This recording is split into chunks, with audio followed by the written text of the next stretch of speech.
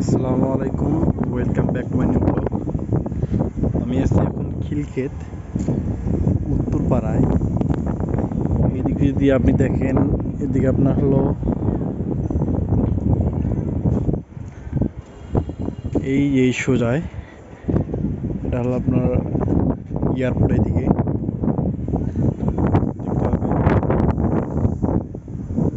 এই সোজায় ওই দেখতেছেন যেটা, এটা হলো খিলক্ষেত। ওই যে হ্যাঁ, ওটা হলো খিলক্ষেত। আর এইদিকে 300 ফিট হলো এইদিকে, এই সূর্যটা যেদিকে এই সোজায় 300 ফিট। আর যদি এইদিকে হয় এই সোজায় 300 ফিট।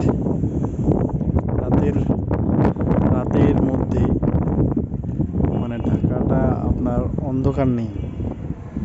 অন্য অন্য যদি জায়গায় যান আপনি, গ্রামে যদি যান তাহলে দেখবেন রাত্রে প্রত্যেকটা জায়গায় আপনার অন্ধকার, দেখতে পারবেন না। আর এখন দেখেন ঢাকার মধ্যে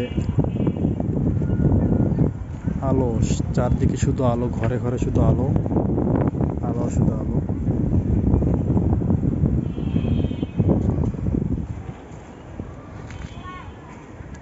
আরো যদি উপরে যাইতাম, এটা হলো আপনি 7 তলার মধ্যে আছি।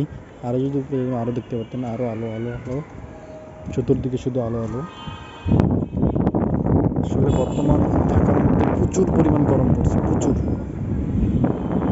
ঢাকায় যে আপনার বাতাসটা আসে, এই বাতাসটাও আপনার গরম, এতটাই গরম ঢাকার মধ্যে পড়ছে। বৃষ্টি নাই, কিছু নাই, আলহামদুলিল্লাহ, তাও আলহামদুলিল্লাহ। এত পরিমাণ গরমে থাকাটা আসলে শরীরের পক্ষে অনেক ক্ষতি। কখন জানি কি হয়ে যায়, কারো জ্বর হইতেছে, কারো আবার আপনার গলা ব্যথা, মানে জ্বর সর্দি কাশ, এরকম অনেক অনেক জনের অনেক রোগ হইতেছে। আমার নিজেরই গলা ব্যথা হয়েছে। যারা ঠান্ডা পানি খান, ঠান্ডা পানি খাওয়া থেকে বিরত রাখবেন।